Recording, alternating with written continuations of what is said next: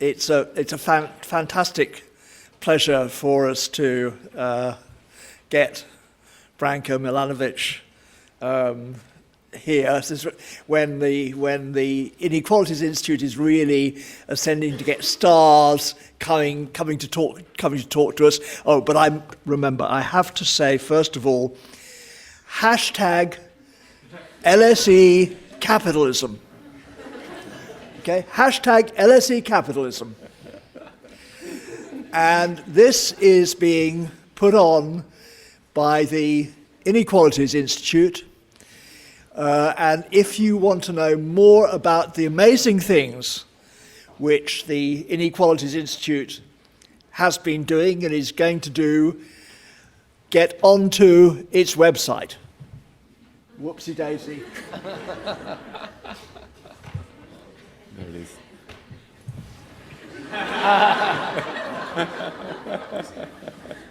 What got that?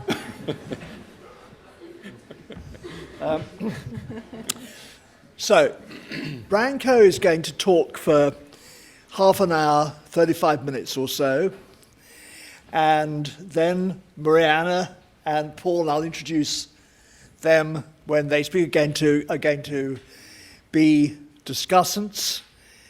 And then I hope we'll have about 25 minutes or so for questions and discussion. So I almost don't need to introduce Branko, except to say he wrote, the two books which he's written. There's a book which is just coming out, which is super exciting. He wrote a book in 2005 called Worlds Apart. And this really, for the first time, engaged with the idea, what would happen if you tried to do a world distribution of income? And nobody really, people have maybe talked about it, nobody really done this before then. So I would say that this is an extraordinary achievement, putting a big picture thing on the map. And then in a book on global inequalities about 3 years ago, he introduced the concept of the elephant. And you may well know the concept of the elephant, but the elephant illustrates three features of income distribution in the world. One is the rising weight of the middle classes outside the advanced world. A second is the declining weight of the middle classes in the advanced world, and then the trunk goes right up like that to tell us about the top 1%. So this was a marvelous way for certain people like me to remember what was going on. And I will, without more ado, get you to come and talk to us. Thank you very much, David.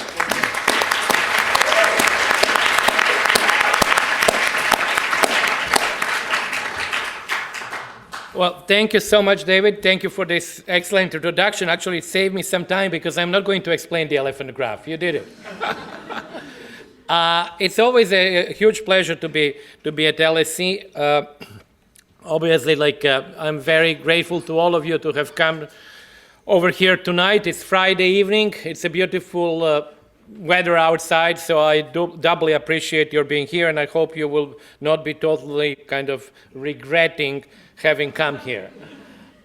So let me go then quickly into what I want to talk. You know the title. Actually, Paul and I and Anna had a little bit also with the discussion. I think this could be a new term. We actually talked about globalization, embedded liberal capitalism. It's really quite a mouthful, but I think actually we would maybe manage to explain why we had decided to call it like that.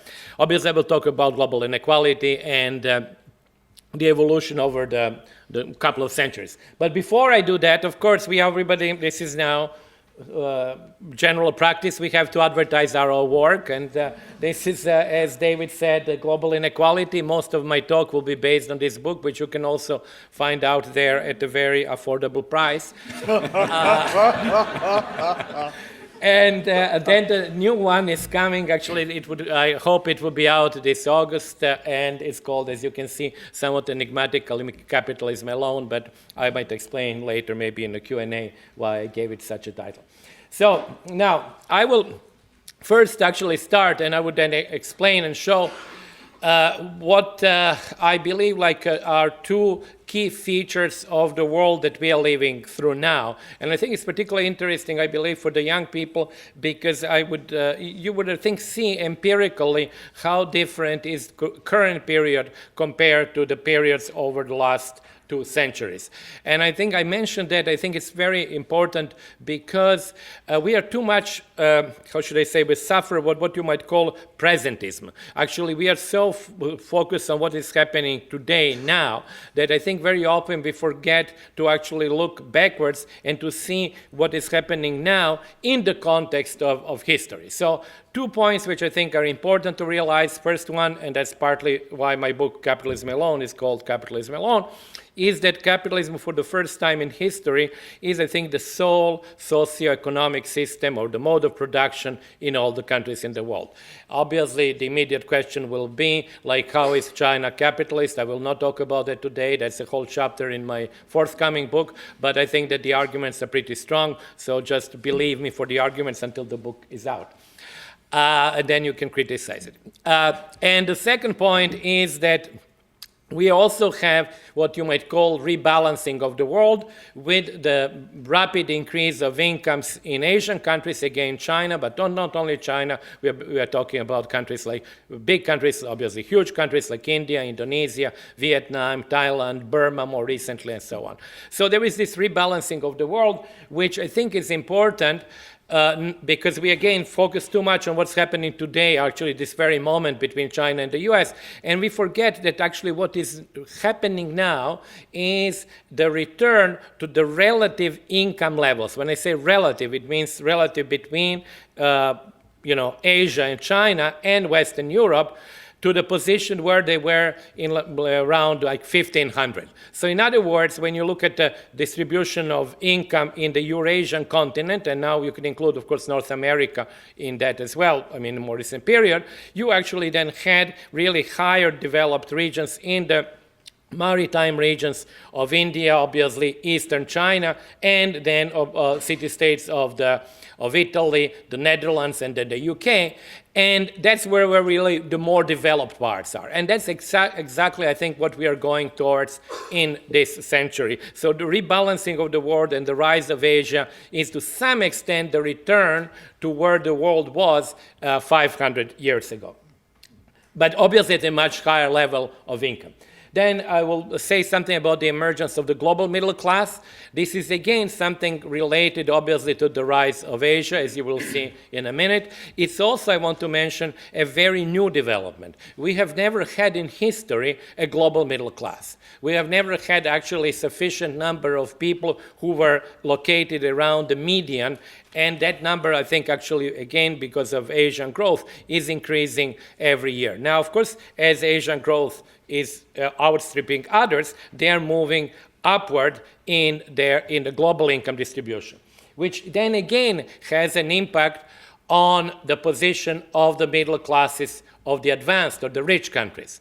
And David said that before, is that, of course, we have now really lots of interesting developments that you really have to kind of sometimes have problem visualizing them. You have the growth of the global middle class, or I call it still middle, but it's really global median class, because they are not really rich people by the Western standards, but they're in the middle of the global income distribution. And we have shrinkages of the Western middle classes. So the two movements, I believe, are quite related.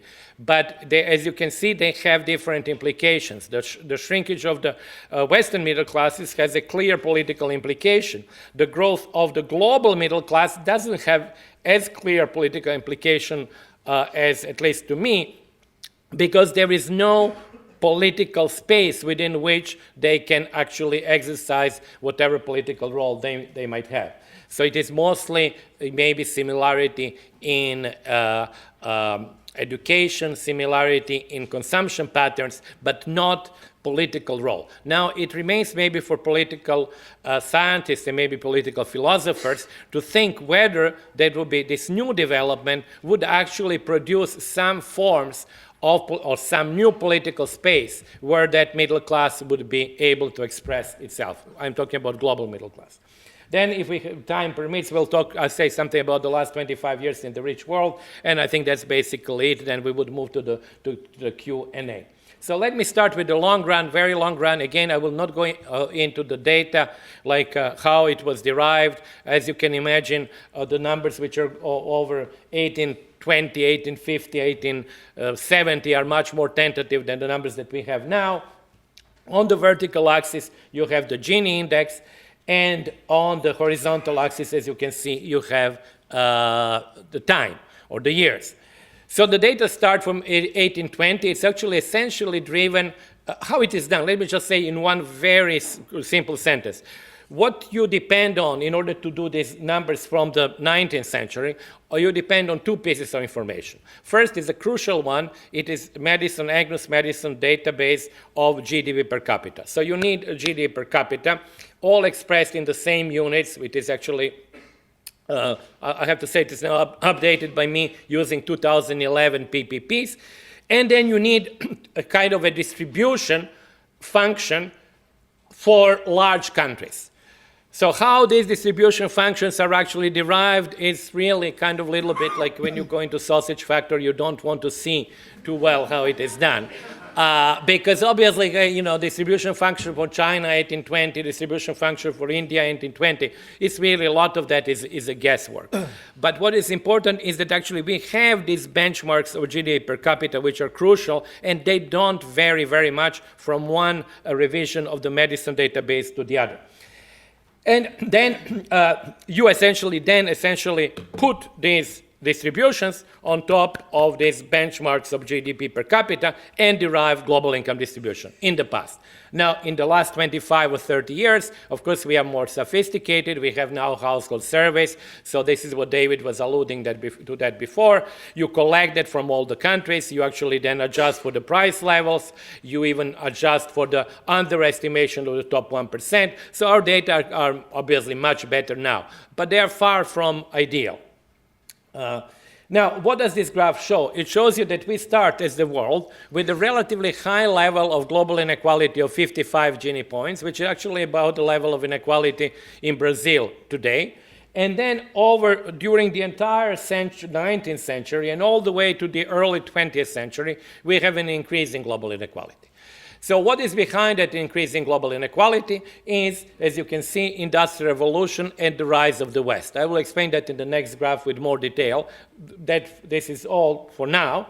And then we have the global inequality staying at an extraordinarily high level of inequality of Gini 70 points or even over 70 points through the latter part of the 20th century, all the way towards until practically the last decade or maybe the two last decades of the 20th century. And then what do you see? You see a significant decline of global inequality, which is related to the rise of Asia. Now, the intuition there, I think it should be very clear. The intuition is that the rise of Asia drives global inequality down because these are people who are, lots of people who are very poor in the beginning of the period, and then they become less poor, middle class, or richer, and consequently that middle becomes larger and global inequality goes down.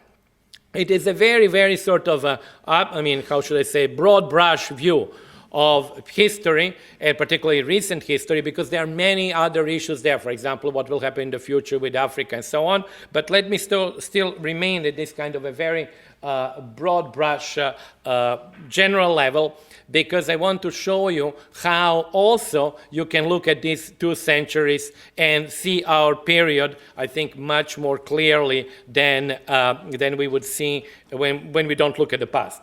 I will explain in a minute, but remember the title, From Karl Marx to Frantz Fanon and back to Marx, with a question mark there at the end.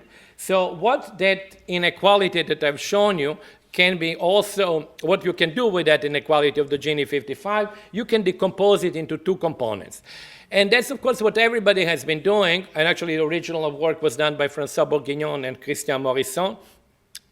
But the issue is actually, and I'm just saying that to really many young people that I teach, whenever you do decomposition, you should really not simply decompose. You should actually think what is behind it, because every decomposition has a story to tell. So if you decompose global inequality, what you have here as a blue bar is inequality which is due to inequalities between the countries. So that's the inequality between, for example, in today's world, because it goes all the way to 2013, it's the difference in average income between the UK and Bulgaria, to use the example from the European Union. It's Mexico versus the US.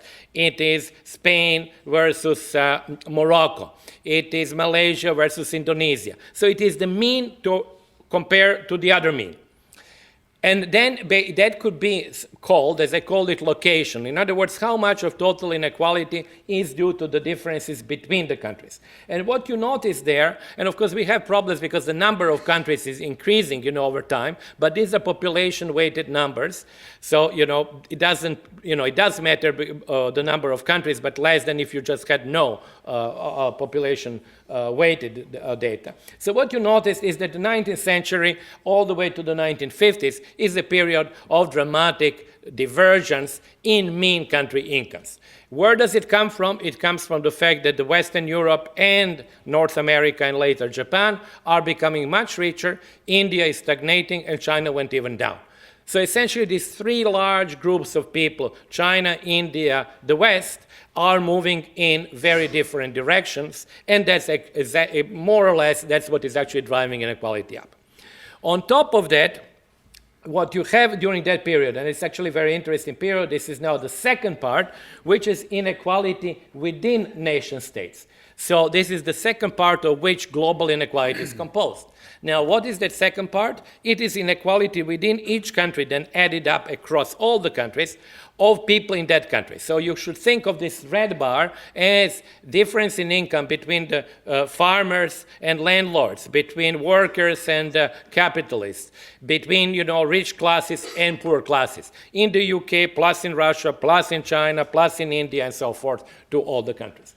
And what is very interesting over that period of this 100 and plus years is that you have the rise in both blue part and the red part. The blue part goes up because countries become different in income levels, which then, of course, you can say led to the economic domination of the West over the rest of the world, colonialism, and the age of empire, as it were, is driven by the blue.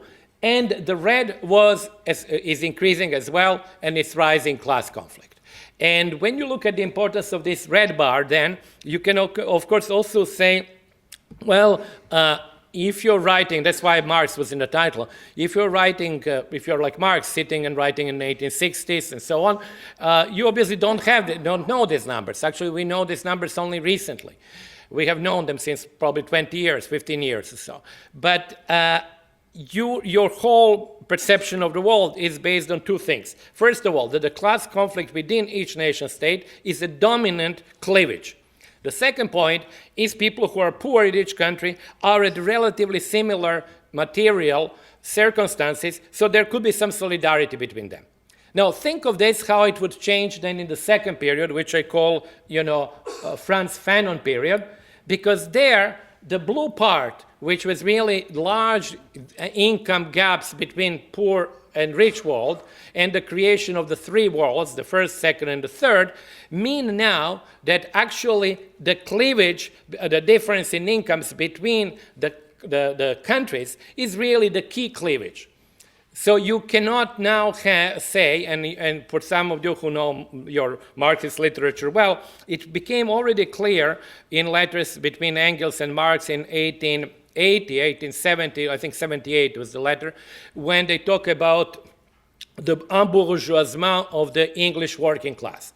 It's essentially what happened is that the poor people in the rich countries became much richer than the poor people in poor countries, so you really do not have similarity in economic circumstances anymore between them. Moreover, in the second period, you have obviously after the World War II introduction, and even before, introduction of the welfare state, as you know, goes back in Germany to Bismarck, and you have reduction in income inequalities within countries. So the second period is a period where you have the creation of the three worlds, and that's Frantz Fanon is actually a very good exemplar of ideology of the three worlds, where really the third world is the proletariat of the world, and the advanced countries of the first world are the bourgeoisie of the world. And actually, there is a quote from Mao Zedong which says exactly that. And then the class conflict within countries diminished because you have reduction of inequalities within nation states. And it's not only the case in the West, it's actually the case in many countries that have actually gone through the period of developments, and obviously that's the case in all the communist countries and others. And why are we now in the third period? Because as you can see, the graph really looks very different now, is because the rise of Asia, which I've spoken before, is shrinking the blue bar very significantly.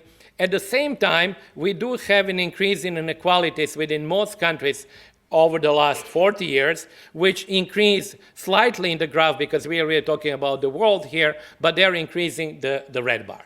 So the current period is very different from the others because this is the age of convergence between the countries, or among the countries rather, and it's the age of rising internal cleavage.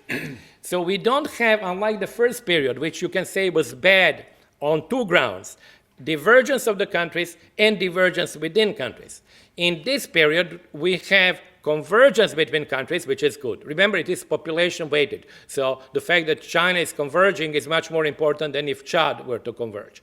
And the second thing is a reappearance of the important cleavage within nation states. So I think this is the story. I have to actually finish with this slide here, but this is actually a story which I think essentially, if you extend it into the future, into the 21st century, is going to dominate, I think, the 21st century. It is the story which is behind the creation of the global middle class. It is the story which is also behind the creation of the global plutocracy of the global 1%. And it is basically a story where the differences in income between the nation states would go down, again, with the caveat what will happen to Africa, but the cleavages within nations might become exacerbated and would become stronger than they were in the second period, second age. So now let me go over some other parts of the story. This is, I think, a graph which illustrates what I've already spoken about. It is really the rebound of Asia. Yeah, as you can see, China, Indonesia, and India here compared China and India to the GDP per capita of the UK, Indonesia to the GDP per capita of the Netherlands, and of course during the colonial period you have a significant relative decline of those countries. Now, it is up to the historians to figure out whether that the significant decline, relative decline, was only due to the increase in real incomes in the West, or whether that increase in real incomes in the West actually was conditioned or influenced the decline of incomes in the South. But whatever it is, the facts are, I think, quite straightforward.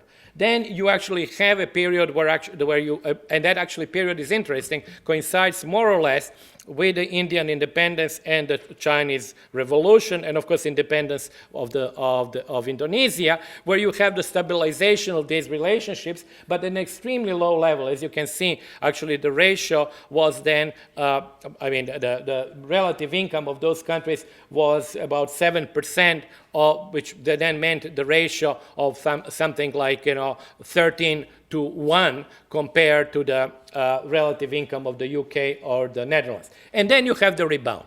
And then if you extend that, because this rebound is really now happening relatively fast, because with growth rates of 5-6% and absence of growth in the rich countries, you actually have, you start capturing that position which you had in the beginning. So, with some simple projections, you basically can say by 2040, you will have China at a position where it was in the beginning of the Industrial Revolution, and then India, Indonesia coming later. But certainly by the end of the century, they would have, under such assumptions, they would have exceeded their position, which they had at 1820. And as I was saying before, there would be a return to a relative distribution of economic activity which existed in the, early Middle Ages, by what is called Middle Ages by European standards.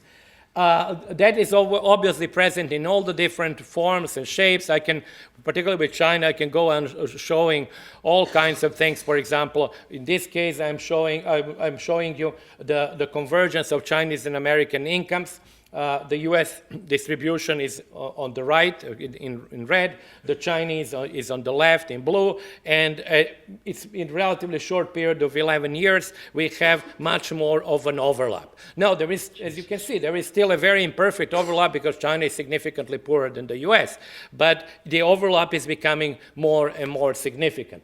Just to give you an idea what it means, if you had on this graph UK and Germany, you would have almost total overlap between the two. In other words, there would be not much of a difference. If you're at the 30th percentile in the UK, your difference with the 30th percentile in Germany is very small from the global perspective.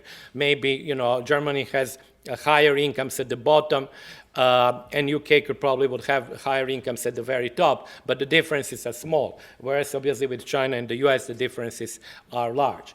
A different way to see that, I don't have it here, but I can tell you, is that if you take, for example, you take the third urban decile on China in 1988, and then say, okay, at what global position were they? And they were something like 35th percentile in the world, meaning that they're better off than about 35% of the people in the world. And then you look at them like 15 years, or actually more than 20, 25 years later, and they have leapfrogged over about 1.5 billion people, which means they have leapfrogged over 20% of the population of the world. So these are actually, particularly I said with the Chinese data, the numbers are quite staggering, and that's what I'm saying. We are now witnessing the largest reshuffle of relative incomes since the Industrial Revolution. What it means is that relative income by definition are limited in the sense that you have your position at the percentile. You are at this percentile or that percentile. Well, if I'm catching up with you and becoming richer,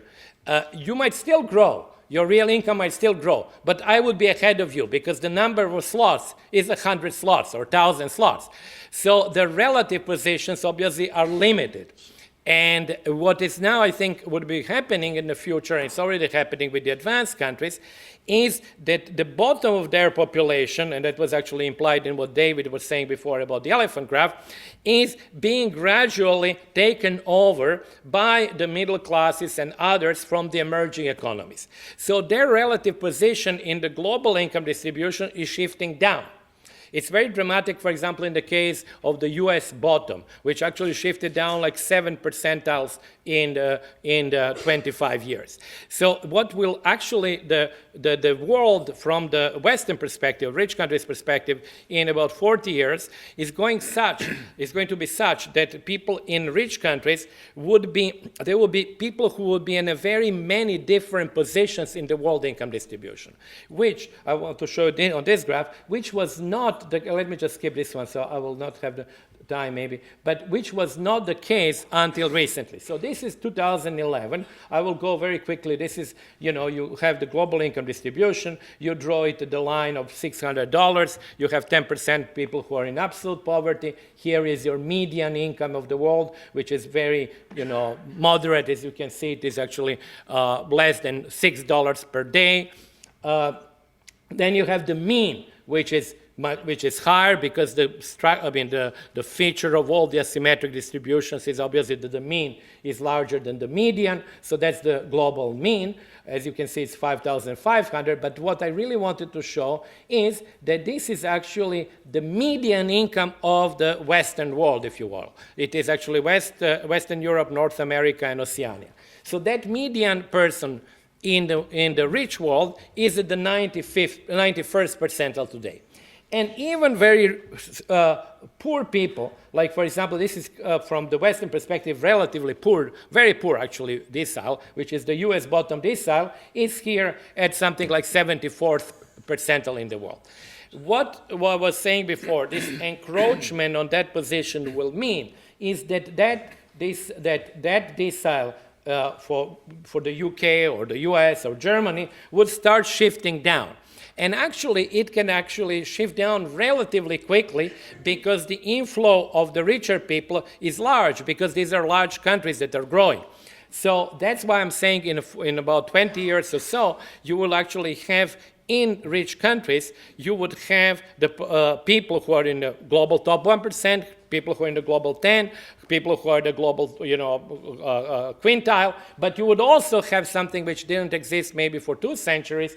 You would have people who will be at the median, global median income. And that actually means it's a novelty, because basically all the income distribution that we have dealt with in rich countries was the income distribution, as you can see, in the top 20 percentile. So that's where all the activity and all the fights about the distribution were taking place. And now that would change. Now, as I said before, it doesn't mean that you actually become poor in real terms. It just simply means that your real income growth is such that actually you are being overtaken by people who are coming from behind you, but with higher real income growth, and basically your position is lost thereby. So, David, how many more minutes do I have? 2, 3, 2. 4. Okay. No. Franca, really, just go on. It's terrific. No. I'll just really have to finish. But I want to finish. That's really. I want to go back. I'm not going to talk about the elephant graph, since actually David explained it very well. I want to show something which is actually new. I was using medicine's data, and it is also related, obviously, to my talk, but it's a little bit of a detour, but because it's new for me, I actually like to present it. What it shows is mean world income based on GDP per capita from medicine data, which is the blue line, which is actually the bars, and of course that you see, of course, this tremendous increase in real income from end of the World War II, essentially the multiplication by 4, and then on the other hand, you see the coefficient of variation of the GDP per capita, which to some extent can be assimilated. It's not the same thing, but it's similar to what I talked about, global inequality between individuals, because here it is not between individuals, but each individual is given the GDP per capita of his or her country. So it's similar, but it's not exactly the same. However, this graph is very often used by people like Bill Gates, who love sort of nice stories, like in Citizen Kane. There was, remember that the guy who was old, and they delivered him newspapers only with really beautiful stories. So Bill Gates is a little bit like Citizen Kane. He loves only good stories. Now, the good story that he loves is this story. It says, look, we have become much richer. The world is really becoming richer. We have multiplied. So it's always we. But who is we? It's we have multiplied income by 4 times, 6 times, whatever. And at the same time, we are becoming more equal, because as you can see, this coefficient of variation is going down. So really, the things are really going swimmingly. But the same graph, same data, show you also, which I thought actually it was interesting, to just take the same thing, but look at that a little bit differently. And what I did here, and this is actually, I finished with that, what I did here, I said I asked the following question. Let me take the richest country in 1820, which was Australia. Let me take the income level of Australia then, and it's all in same prices in PPP of 2011. and say how many people in the world live in countries that have a GDP per capita below Australia in 1820. And the number is that 7% in blue. So basically you can say 7% of people live in countries that are basically 2 centuries behind today's world. So they're 2 centuries behind. Then you ask the same question, take the country that was richest in 1914, which is the UK, and say what percentage of people in the world live in countries below the level of UK 100 years ago, 105 years ago. And the number is 33% of the world live there. And then you do the same thing for the United States in 1970, and that's basically 50 years before today. So essentially, even if you leave this aside, the 45% of people who live in countries that are behind, they're lower than the US 50 years ago, you have still 40% of people who live really in a different century. And you have this 10% of the world that I showed you before, which is below the absolute poverty line, or 7% of people who live in the poorest countries that are like 2 centuries behind. You essentially have people who live at the same income level that they have lived probably 1,000 years, or not they, but the poor people have lived in 1,000 years. So what I want to say, and I will stop here, is that actually when you work with global inequality, the thing is actually complicated in the sense that every nice picture, it's like when you look at the coin, there is a nice side to the coin, and you can really tell a nice story, because indeed the world has become in many respects better. But I'm just saying, be aware, be wary of averages. Averages are great, and I use them a lot, but the averages very often, particularly in an unequal world with asymmetric distributions, with many people at the very, very top, actually are somewhat misleading. And to give you a simple example, imagine the situation where you have, on one hand, very rich people, and on the other hand, very poor people, so very high polarization in a society. And in that case, the average would really reflect nobody's experience. It doesn't reflect the experience of the rich nor of the poor. And I think that we should actually keep that in mind. And when we look at the data and numbers, we should always actually, I think, go further, particularly now in an unequal world, go further than the averages. I'm actually pleading, guilty on that, because oftentimes I've also worked with the averages. They are simple because you add them up and you get the total, which is very nice. But they're, as I said, sometimes misleading. And I think this is a story which I think I tried to illustrate that with this number. So I think I'll stop here, and thank you again for your attention. Thanks a lot.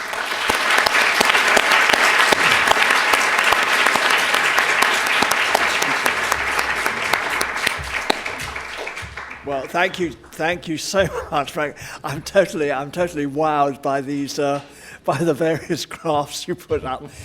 Actually, particularly the China-US distributions over a period just from 2002, 2013. Wow, incredible. Anyway, so now going to introduce Mariana Go, who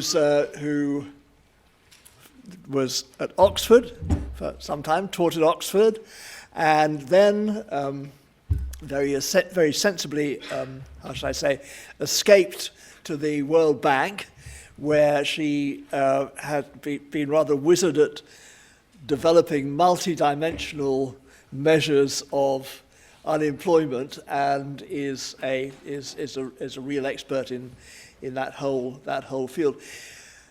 However, the World Bank being an organization, they felt she needed moving and being put in charge of the Middle East. Now, let me say, she's just come from Baghdad this morning, and in Baghdad, she had to go around wearing armor with a bodyguard. So she's now feeling very happy and relieved to have got rid of this heavy clothing, and I'm very, very happy to welcome you to discuss Branko's paper. Thank you. Thank you very much.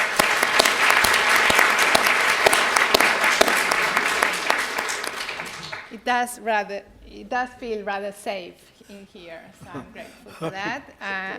Thank you very much, David, for the invitation, and the Institute, Inequality Institute, and for Branko and Paul for allowing me to sit next to these great minds. Speaking after Branko is always a challenge, and in this case, there are more than one reason that is a challenge. The first challenge is that he's such a great and inspiring speaker and thinker.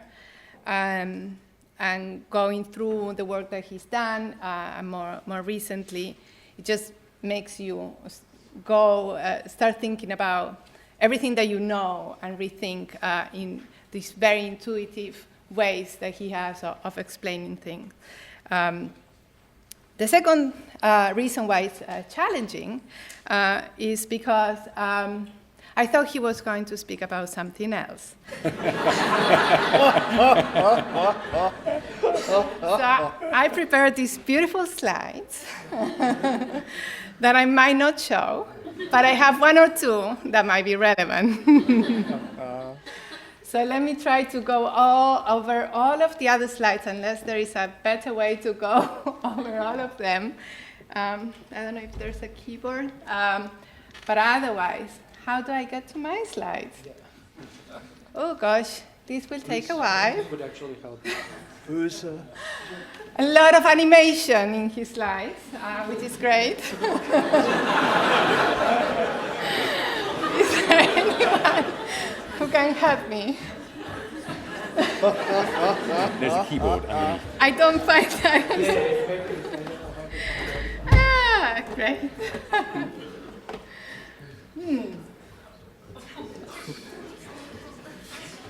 So all of that, my comments are about all of that. There we go.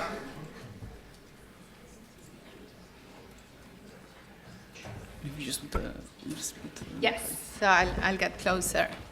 So this is me. I had 3 sets of comments. I'll just stop on the first one, and the advantage is that I can talk a lot on one slide and be very thorough and detailed on that one in my 10 minutes. So the first point is on global distribution of incomes, and just to give you a starter, this is a graph. I think you showed a graph like this on the global distribution of incomes. I think you showed 2011 or so. But from a previous paper that Branko and Christopher Glagner did, what they show in this actually beautiful graph was how the global distribution was moving from 1988 to 2008. But what the graph has is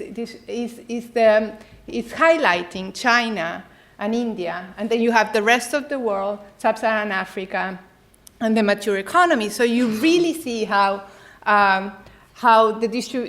China is moving along and how India is moving along. Now, at the World Bank last year, I was co-leading a report on, it's called Poverty and Shared Prosperity report, and we focus on, more standardly, on poverty and the way that the World Bank defines in terms of extreme poverty. So in a sense, we're focusing on this part of the distribution, from here to the left. So what we've seen, which is consistent with I'm going to show you in this graph, is the incredible improvement that China and India and the whole South Asia and East Asia region had made since the 1990s in reducing extreme poverty. So this is a slide I'll speak to for 10 minutes, so bear with me. This is the number of poor people measured by the $1.90. So it's extreme poverty from a global point of view. Clearly, it's very, very low, but this is to focus, in a sense, it helps us focus the attention in those that are less disadvantaged across the world.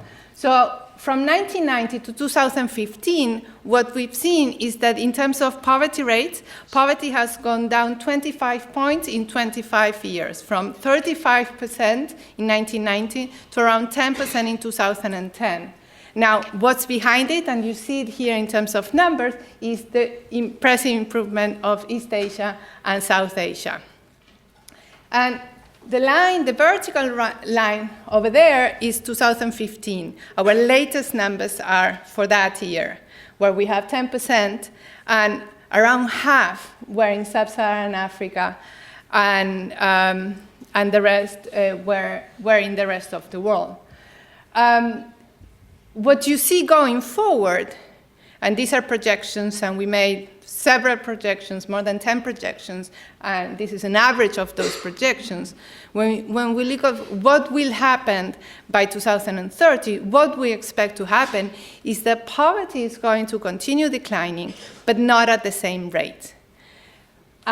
In fact, at a much slower rate. So that means that while in 2015 poverty was 10%, extreme poverty was reached 10%, by 2030 it will be more around 6%. So that would be only a 4-point decline, about 4 percentage point decline in 15 years, relative to the impressive movement that we've seen before. But what's more important about this figure is the fact that by 2030, the prediction is that more than 80%, closer to 90% of the extreme poor will be in sub-Saharan Africa. Now, there is a general view for many decades now that the poor are in Africa, and you have that idea at the global poor from some perspective. You might have that idea in your mind, but if you see at this graph, this was not true. And it wasn't true until very recently. Most of the poor in the past were in this region, South Asia and East Asia, that have made this impressive progress. So I thought that showing this figure was a nice complement to the discussion that Branko has, that he's focusing on the impressive convergence that we've seen from 1990s going forward, from 1990s to today, and in terms of the improvement that East and South Asia have done. But on the other hand, there is a divergence, because what this graph shows is that for the vast majority of people, they're living in countries where extreme poverty is eradicated or will be eradicated very soon. More than half of the countries in the world, extreme poverty is less than 3%. They have reached the Sustainable Development Goal. And this will be almost all countries except for those in sub-Saharan Africa and conflict-affected economies. So on the one hand, there is this good news, this optimistic news. The world is, not we, but the world is making progress in reducing extreme poverty. But on the other hand, the pessimistic side of it is that there is a part of the world in which extreme poverty is not only not being reduced, but in terms of absolute numbers, it's increased. And that extreme poverty is much more complex, is much more entrenched, and in many cases is associated with conflict-affected situations. So we have this divergence in the world that you'll see when you focus on the extreme and on the bottom part of the distribution, that I wanted to put into the table as a food for thought.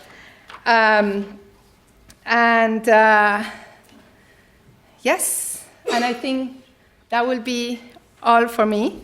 Thank you very much. It was a very nice graph that I want to share with you afterwards on the other part of your talk.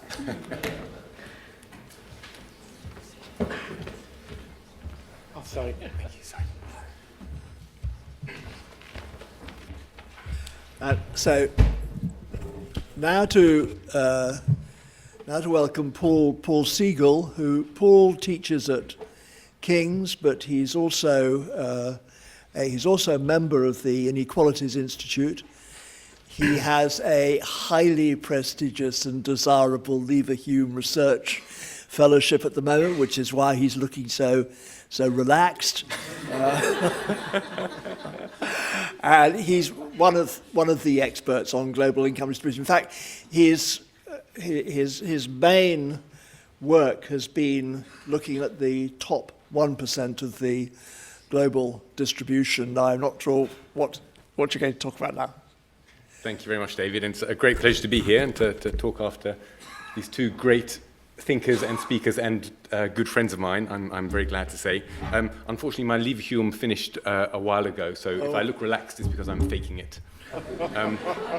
So I decided to give a little title to my comments, The Rise of the Global Meritocracy. So some of you may realize that that's a reference to Michael Young's 1958 book on meritocracy. So I'm going to start with talking a little bit about global elites, the global top 1%, as David said, and hopefully that will complement some of what Branko said. And conveniently, while Mariana spoke about the global poor, I'll be then talking about the other end of the distribution. And then, as a discussant, I thought I could be a bit speculative at the end, and so I'm going to give some speculative food for thought on the idea of meritocracy, which, like Mariana, refers to another part of Branko's talk, which he didn't give this evening, but which is going to be a significant part of his forthcoming book, which is going to be very exciting. So that'll give you a taste of some of the issues that I think you'll be able to look forward to in his book. Okay, how does this work? Wrong one. There we go. All right, so start with this observation. So in 1996, there were no Chinese billionaires. In 2005, there were 2 Chinese billionaires. This is according to Forbes' World Rich List. In 2016, there were 251 Chinese billionaires. Okay, that's 14% of the world's total.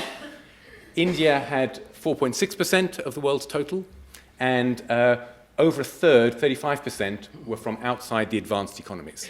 So this is all very new, right? Now, we've just seen some research on global income stratification, and there's a lot that's been written about global poverty.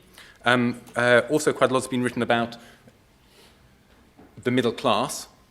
But if you're interested in questions of class in a more sort of classical sense, then neither the poor nor the global middle class are really classes in that classical substantive sense. So these are defined by income levels, and these are very important findings about what's happening to the global distribution.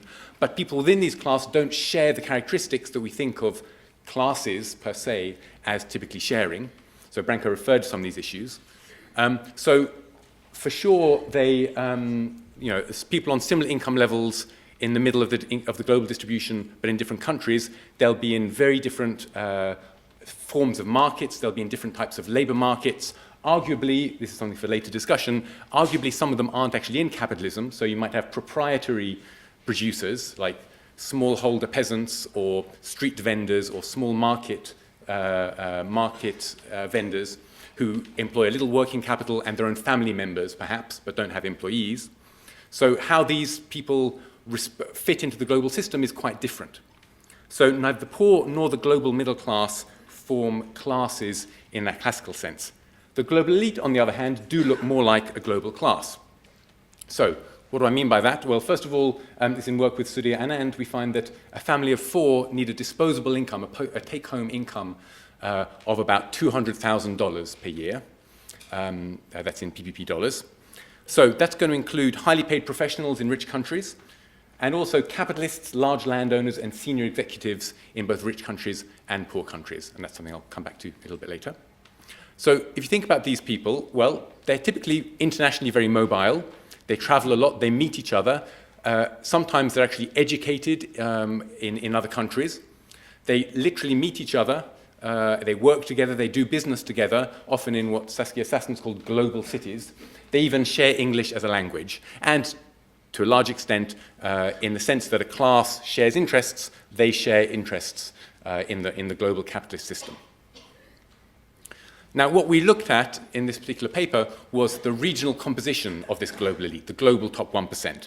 And what's quite remarkable is, at the same time as you see just the last 10 years or so global inequality starting to decline, we also see the share of that global top 1% that come from the rich countries, that also starts to decline. So up until about 2005, for the previous couple of decades, around 85 or more % of the global top 1% were people who lived in rich countries, in the advanced economies. In the last 10 years or so, that's fallen from 86% down to 77%. So there's a significant increase in the in the share of the global top 1% coming from the rest of the world. Now, where are they coming from specifically? That's in the lower graph. You can see it's dominated the rise, of course, unsurprisingly, is that green line, that's East Asia and the Pacific, which of course is primarily China. So China is a big part of that story. The purple line going up to 3%, that's Central Europe and mainly driven by Russia. Latin America is coming back a little bit as well. South Asia, including India, doesn't really feature on that graph up to 2012, but maybe today in 2019 and most likely in the coming years, that's going to feature more strongly as well. We also had a look at the share of attendees at the World Economic Forum, and you see a similar story there. You see these data don't go so far back, they just start in 2002, but you can see again from around 2005, the share of attendees at the World Economic Forum who came from the advanced economies declined quite noticeably, not quite as much as the global top 1%, but still quite substantially from around 80% to the low 70%. Okay? Who are these people? I said it's, you can imagine who the rich are in the developing world, but I wanted to look more specifically at some of these professions. This is data from a global executive search company that we managed to convert. And you can see in Brazil, China, Malaysia, and South Africa, these are senior executive positions in international companies based in those countries and in those specific cities. These are all kind of global cities, if you like. And you can see that these senior executives, so for instance in Rio de Janeiro, a chief financial officer in an accounting and finance firm, their gross income is going to be between 88% and 150% of the threshold required for a family of 4 to reach the global top 1%. Okay? So in Brazil, they require 480,000 reais to reach that threshold, converting into PPP dollars, and a chief financial officer in accounting and finance is going to quite likely to make more than that. Remarkably high in Shanghai, up to double the threshold and even higher than double the threshold between the global top 1% for a family of 4. And similarly in Malaysia and South Africa, they're a little lower, but some of those guys are getting towards the global top 1%. So that gives you more of a picture of who it is in this new rising global elite, including people from emerging economies. Now, how do the rich think about their position? How do the elites legitimize their position? Well, we can see meritocracy as the modern ideology of inequality. And this is where this is, on the one hand, it's going to be more speculative, on the other hand, it's referring to material that's going to be coming out in Branco's book on the idea of liberal meritocratic capitalism, which is one of the elements of capitalism, one of the types of capitalism we have, and is arguably, it's a particularly imperialistic type of capitalism. It's spreading, I would argue. So there's some very interesting research on this here at the III. So Katarina Hecht, who's here in the audience, I think, did some research on the very rich in London, really, really rich people in London. And similarly, Alice Crozer did research on the very rich in Mexico City. And they both found that the very rich justify their outsized incomes based on the idea that the market rewards merit. Okay, unsurprising, but we find that this isn't indeed how they think about their high incomes. Another II researcher, Jonathan Mice, found that countries with higher inequality also tend to have a stronger belief in meritocracy. So in work that Mike Savage and I have been doing, we've been looking at the idea of how different varieties of inequalities interact with one another, how one type of inequality can change another. So this is where I'm going to get a little bit more speculative, thinking about how inequality affects meritocracy and how meritocracy affects inequality. So this is trying to get inside the idea of liberal meritocratic capitalism. So on the one hand, we have this, the Great Gatsby curve that you may have heard of, which shows that countries with high levels of economic inequality have low social mobility. So the usual interpretation of that is that higher income inequality causes higher inequality of opportunity, And the mechanisms are pretty obvious. When the rich are richer, they have more capacity to invest in the production of merit in their children. They give them fancy schooling, they take them to museums and so on. And also they have a stronger incentive to keep their children in the elite, because when you've got high inequality, if you drop out of the elite, you have much further to fall. So you really want to make sure your kids stay in the elite. That's inequality's effect on meritocracy. But what about meritocracy's effect on inequality? And here I'm going to go straight back to Michael Young, 1958. So he was writing in 1958, he was imagining the future, which he imagined was going to be highly meritocratic, but for him that was a dystopian vision, and here's why. He says, "The eminent know that success is just reward for their own capacity, for their own efforts, and for their own undeniable achievement. They deserve to belong to a superior class." So later, observing that this had come to pass, he remarked, "So assured have the elite become that there is almost no block on the rewards they arrogate to themselves." So you've got this sort of intensive ideology of meritocracy actually leading to higher inequality, because the rich feel they can just take whatever they want because they deserve it. But compounding that, not only do you get higher inequality, but the combination of meritocracy and higher inequality has a particularly pernicious effect on people lower down the distribution, because then the poor recognize that they have an inferior status, not in the past because they were denied opportunity, but because they are inferior. So, what are the inequality interactions implied by this? Well, they suggest the following.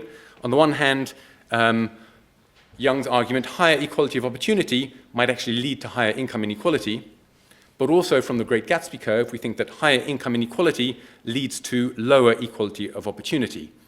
And that gives us a contradiction at the heart of what Branko talks about when he talks about liberal meritocratic capitalism, which is that targeting equality of opportunity while neglecting income inequality is self-defeating. Okay, just follow around the arrows. You increase equality of opportunity, that leads to higher income inequality, which leads to lower equality of opportunity. So one conclusion you can draw from that is that widening access to the elite is a poor substitute for closing the gap between elite and the rest of us. So how in the light of that, how should we think about this widening access to the global top 1% in terms of emerging economies now having higher participation in that global top 1%?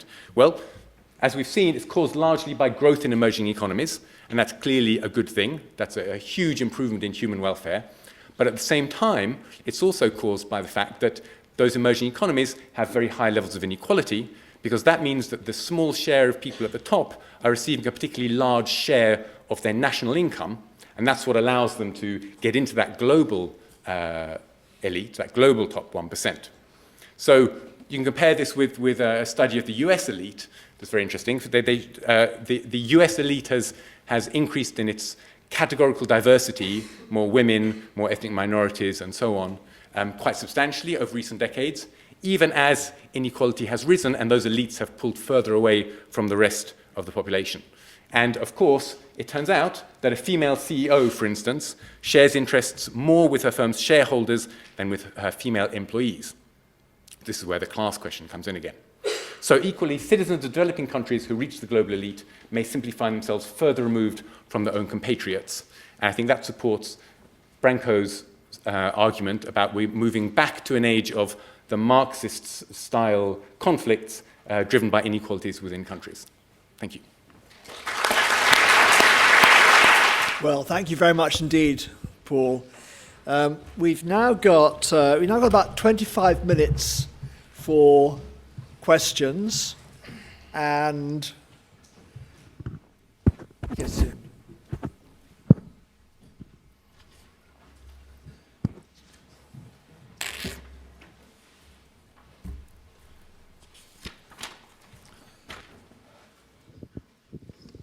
Thank you. Thank you very much for a fascinating lecture and for some wonderful comments.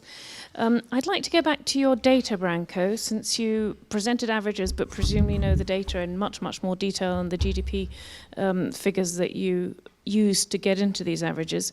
I have a somewhat speculative question in terms of where you see these trends going in the future, because at the moment, this data comes from a period where we've had relatively unconstrained development.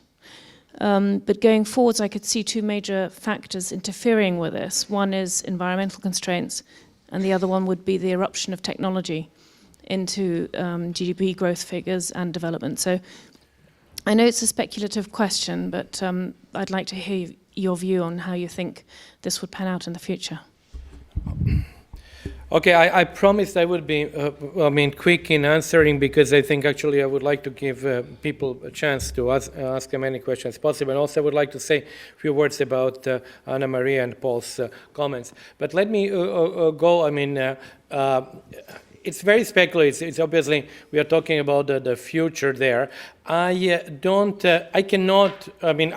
really don't do projections, and I don't like them very much. When I talked about projections, that were really very broad-based, not actually with any numbers on them.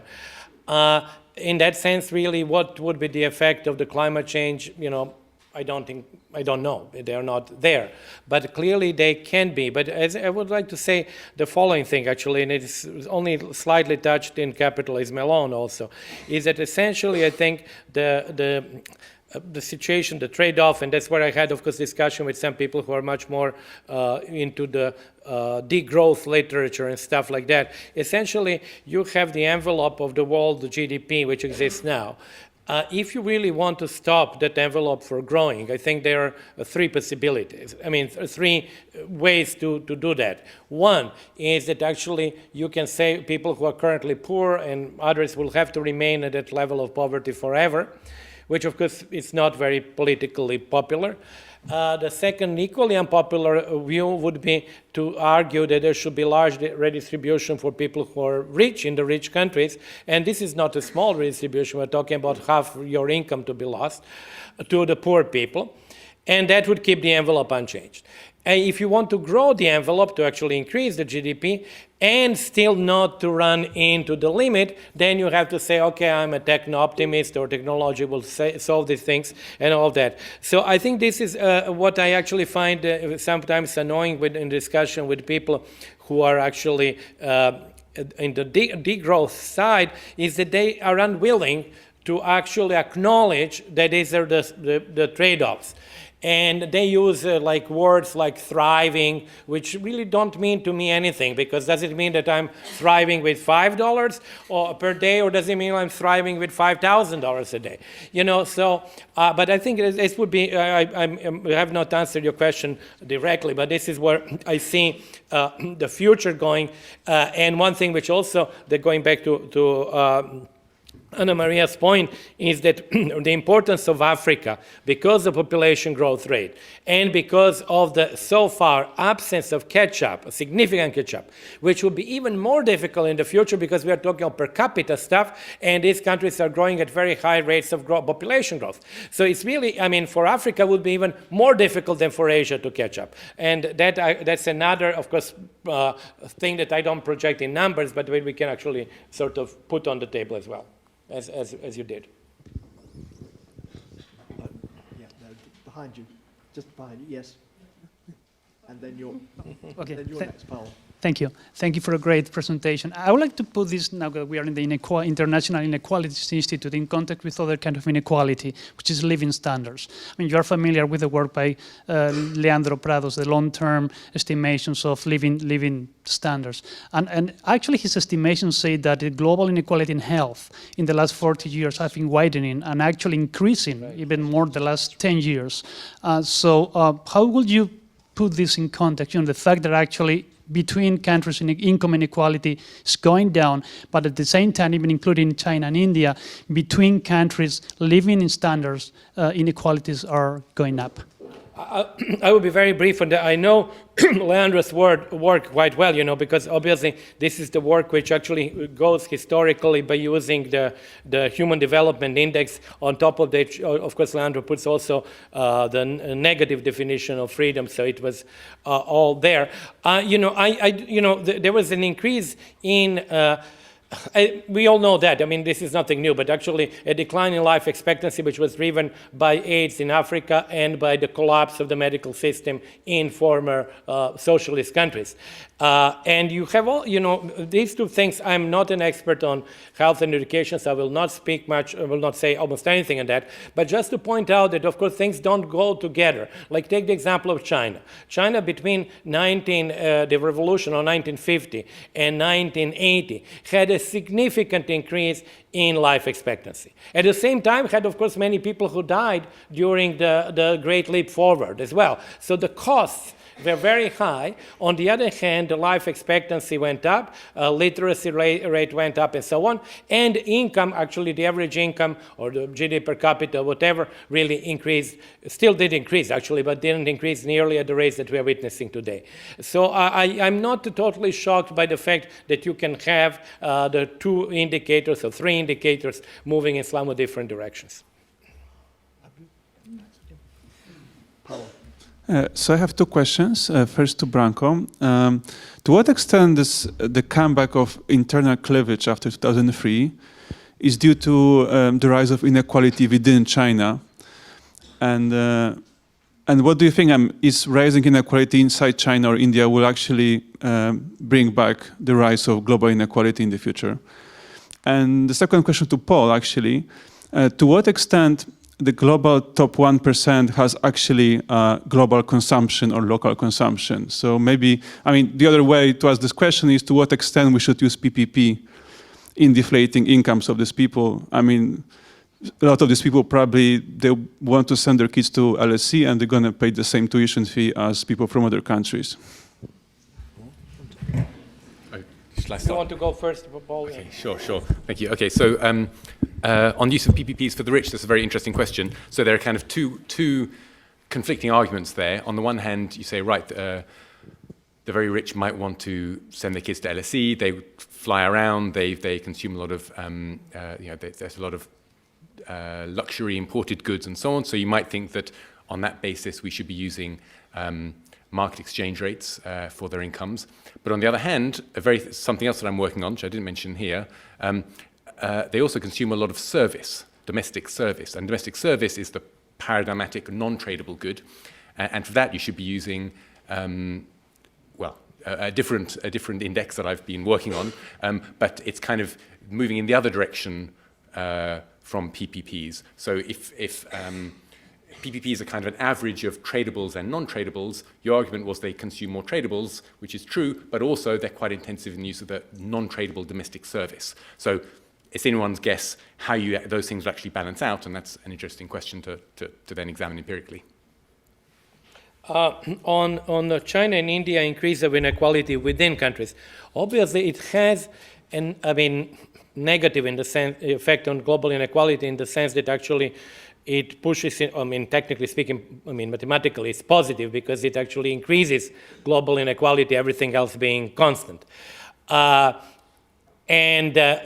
Indeed, of course, China, on Chinese inequality. Chinese inequality clearly, by all indicators, has gone up. And actually, I mentioned in my book, in Capitalism Alone, that I don't think that there is a single partition in China that you take, whether you take skilled versus non-skilled, whether you take urban versus rural, province versus other province. There is no single partition where inequality is not greater today than it was like in 1980, let's suppose 85. But at the same time, of course, the forces of convergence of mean incomes are very strong. And I have to say there is also an issue, the data issue, maybe going back to also the question before, is that the results are a little bit, for example, for India, are different. And I'm actually now much more of the opinion that we should use income data for India, which show much higher inequality. India Gini for income is really Latin American. Actually, India is de facto, when you look at that, a Latin American country, with Gini over 50. We have been using, for historical reasons, because it was always available since 1952, NSS, a survey, which is consumption-based. And there you have Gini of 38 and so on. But that actually higher inequality in India does have an impact on global inequality. It's not going to overturn the results, but it actually would make them less dramatic. Can I just add a little comment on Chinese inequality? Very interestingly, so of course, Chinese inequality is way higher today than it was 30 years ago. But since about 2005, it seems to have been declining. Absolutely, And that's partly because of declining, it's largely driven, I think, by declining inequality between urban and rural areas. But how that's going to play out in the future is a huge and interesting question.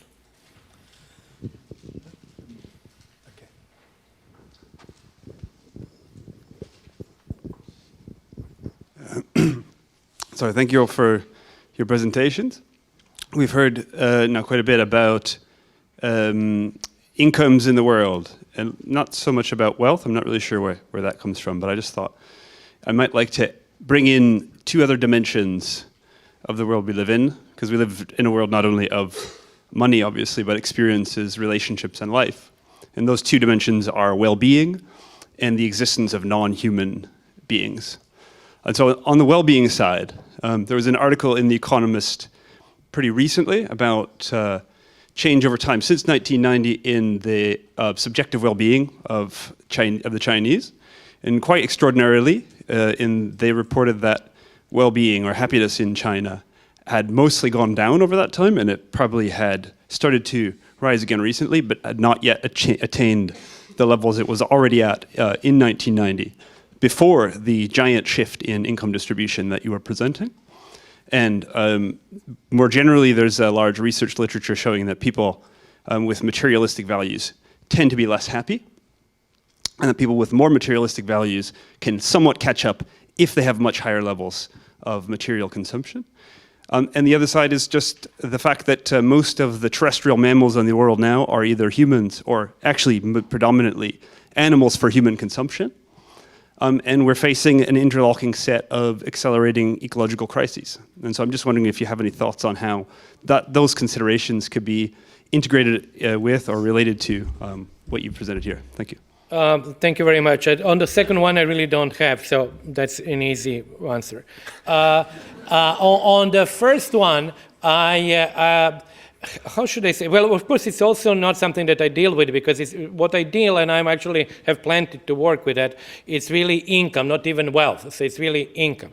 But I've of course seen, and I know that the Chinese life satisfaction is even down, and I think it's an important factoid.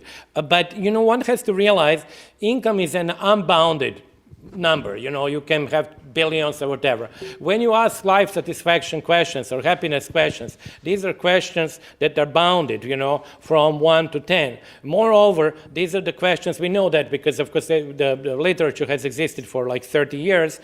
These are the questions that actually reflect your position, to your view today compared to what you believe you should have and others have and so on.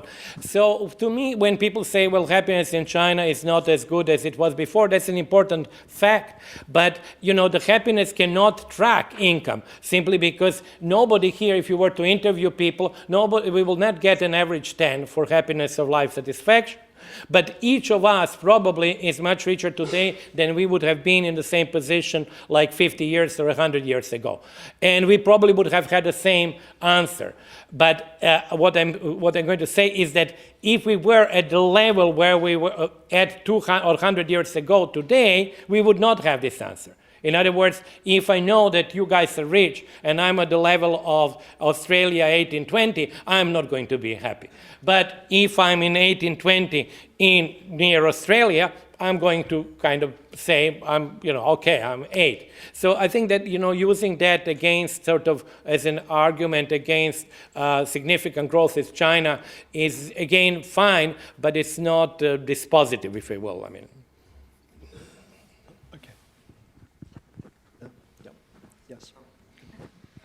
Hi.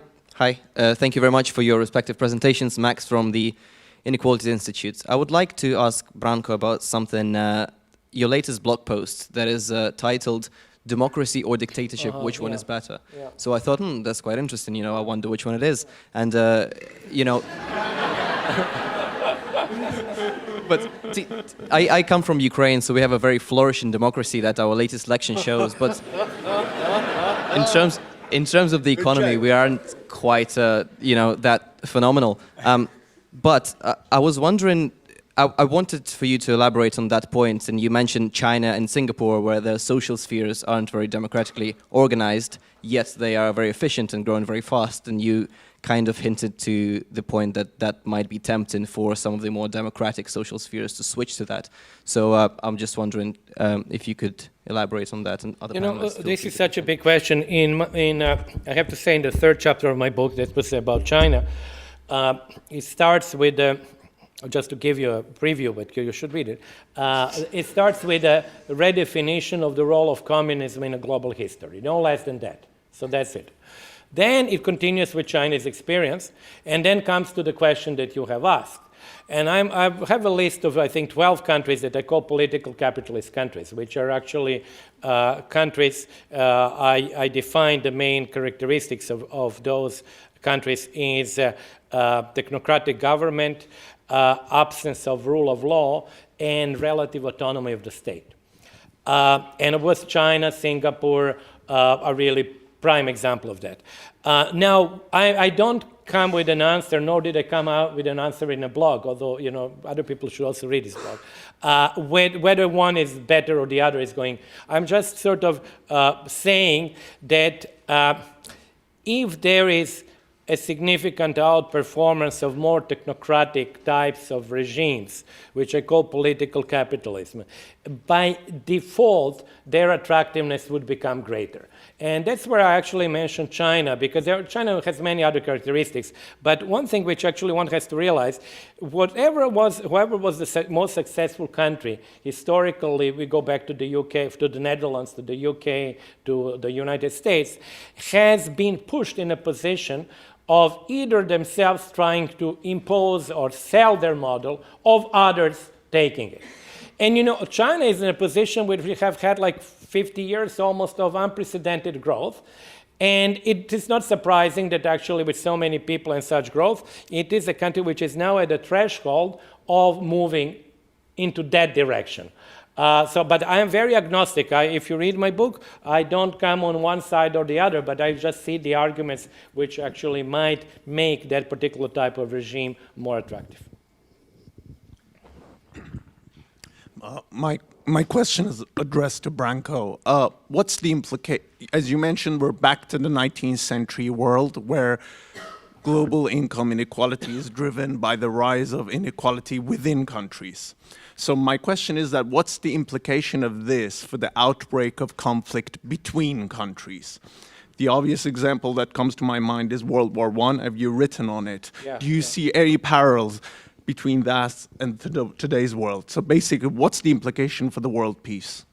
I actually, as you mentioned, and I will not go through this argument, it was a joint paper with Thomas Hauner and Suresh Naidu, where actually inequality is a contributory factor, or actually, let me put it like that. We use basically what you find in Hobson, Rosa Luxemburg, and Lenin. There are different kind of claims. And we empirically show that all these claims actually were true with the data which they didn't have, because we, of course, again, had better data. But I wish I could actually come up with some story that similar process of concentration of incomes in the hands of the top 1%, which then led to the desire to use these savings in order to invest outside and then control those countries because of lack of property right protection, that I could come up with something today. I cannot, so I really cannot answer satisfactorily this question. However, in my book, when I said about global role of communism in history, I compared that with a kind of a historical narrative of liberalism. And I think one problem which I hope that we don't have to face that is that really the peak of capitalist development before now was really before 1914.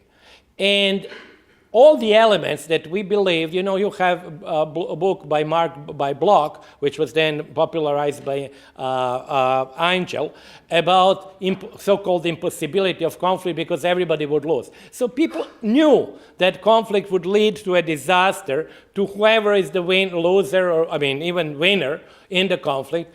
And that type of globalized capitalism, that is an ideal of neoliberal movement, provoked the bloodiest conflict in history of the world up to that point.